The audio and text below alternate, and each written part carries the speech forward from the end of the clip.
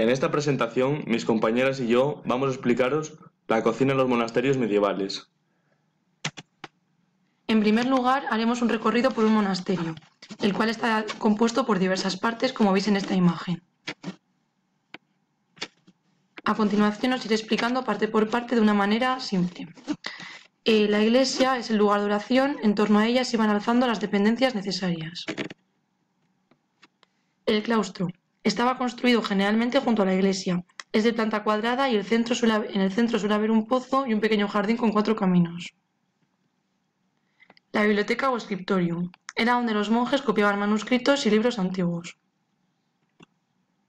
La sala capitular era el lugar de reunión de la comunidad donde se leían los capítulos de la regla de la orden y donde el abad organizaba las distintas tareas. El refectorio era el comedor y colindante a él estaba la cocina.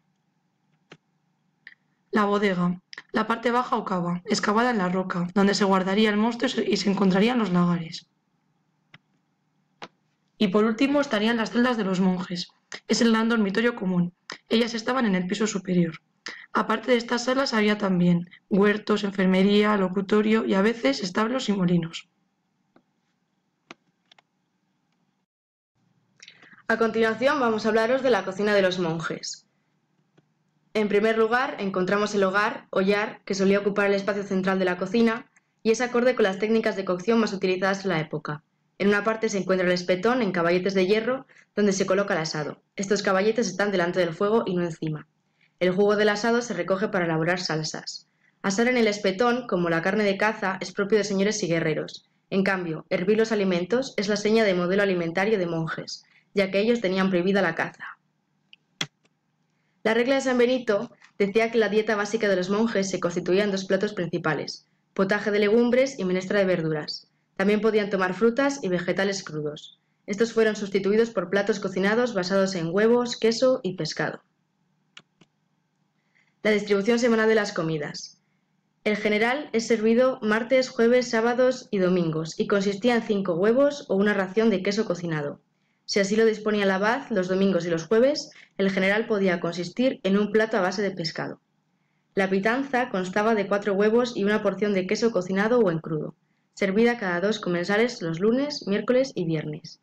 Además de este guión básico, en festividades señaladas, el abad podía obsequiar a la comunidad con comidas extraordinarias, bien se sustituía al potaje de legumbres por preparaciones culinariamente más atractivas, pudiendo añadir de paso a la ración de pan blanco una torta de huevos.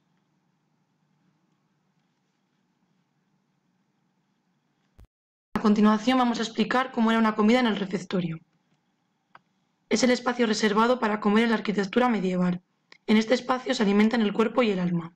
En este lugar hay que guardar silencio en el tiempo de la comida para escuchar una lectura común que se realiza generalmente desde un púlpito por uno de los monjes.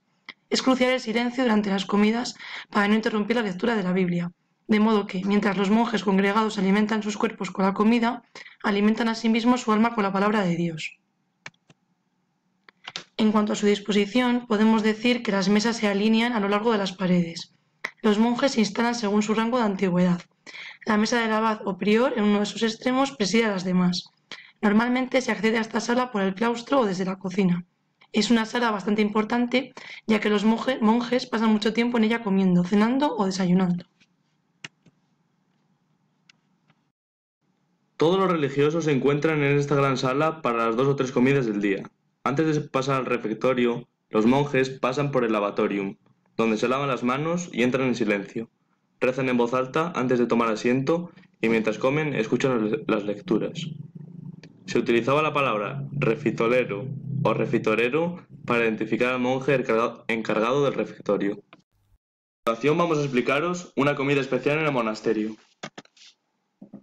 En festividades señaladas, el abad podía obsequiar a la comunidad con comidas extraordinarias, en las que se servía simultáneamente pintanzas y generales, o bien se sustituía el potaje de legumbres por preparaciones culinarias más atractivas, pudiendo añadir a la ración de pan blanco una torta de huevos. En cuanto a los utensilios utilizados en la mesa, las cucharas eran conocidas, sin embargo el tenedor no, y en cuanto al cuchillo, cada comensal utilizaba el suyo.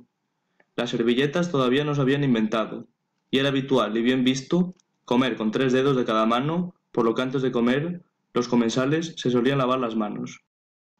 En cuanto a los recipientes, rara vez eran de vidrio, puesto que era un material muy caro y lujoso. Aunque se conocía el plato de madera o estaño, no se utilizaba como tal. Para los alimentos líquidos se utilizaba la escudilla, y normalmente se compartía con otro comensal. Para alimentos sólidos se utilizaba una rebanada de pan como soporte. En los monasterios se gastaban grandes cantidades de comida, sobre todo fanegas de trigo, arrobas de vino, carne de todo tipo de ganado. Lo más común era vaca, cordero y puercos, y en menor proporción ternera, cabritos, gallinas y otras aves. También cabe destacar la presencia de la caza: venados, jabalís, perdices, conejos y palomas torcaces, entre otras. En cuanto a otro alimento, también se consumían en menor proporción: arrobas de manteca, confitura, turrones y mazapanes. En las siguientes diapositivas explicaremos cómo los monjes hacían el pan. El pan era un alimento muy importante en la vida de los monasterios, sobre todo por tener un valor simbólico. Al principio del siglo XII, los diferentes tipos de pan que se comían indicaban diferentes cargos en el monasterio: blanco para huéspedes y enfermos, negro de composición mixta, es decir, hecho de cereales y legumbres, para los monjes, y de ordio o avena, uno más ordinario, para criados y monjes sancionados. El tipo de pan también era indicador de otras características, como de salud o de castigo. Después, con la expansión del trigo en el siglo XIII, el pan blanco acaba siendo el más consumido por los monjes.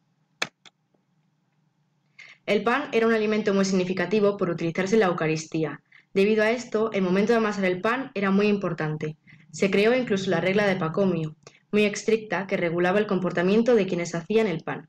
Estos no podían hablar mientras amasaban o cocían los panes y debían recitar al unísono algunos salmos. Todos estos comportamientos daban a este lugar un ambiente sagrado, muy similar, al fin y al cabo, al de la liturgia que se oficiaba en el refectorio.